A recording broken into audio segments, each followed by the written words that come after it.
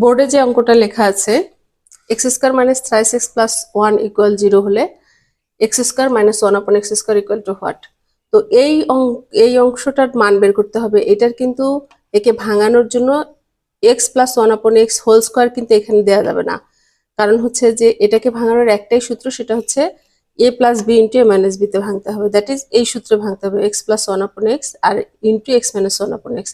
কিন্তু তারপরেও ব্যাপার হচ্ছে যে এখান থেকে আমরা আমাদের একটা মান আগে বের করে নিতে হবে। তো এখান থেকে আমরা যদি নর্মালি এক্স দিয়ে ভাগ করে দেই তখন কি হয়, এই অঙ্কগুলো কিন্তু প্র্যাকটিস করে তারপরে পারতে হবে, প্র্যাকটিস না করে পারার সুযোগ কিন্তু নাই। তাহলে এক্স দিয়ে ভাগ করলে হয় এক্স স্কোয়ার ভাগ এক্স থ্রাইস এক্স ভাগ এক্স এবং 1 আপন এক্স ইকুয়াল 0। তো এক্স এক্স কাটা গেলে এখানে থাকে যে x minus 3 plus 1 upon x equal 0। এই মাইনাস 3টাকে এদিকে নিয়ে গেলাম, তাহলে আমরা x plus 1 upon x equal 3 পাই। তো এক্স প্লাস 1 আপন এক্স সমান এক্স এর মান যদি আমরা এখানে বসাই, যে x minus 1 upon x whole square, কিন্তু এটা লেখা যায় যে X plus 1 whole square minus 4 আর কি, এ এখানে এক্স 1 আপন এক্স।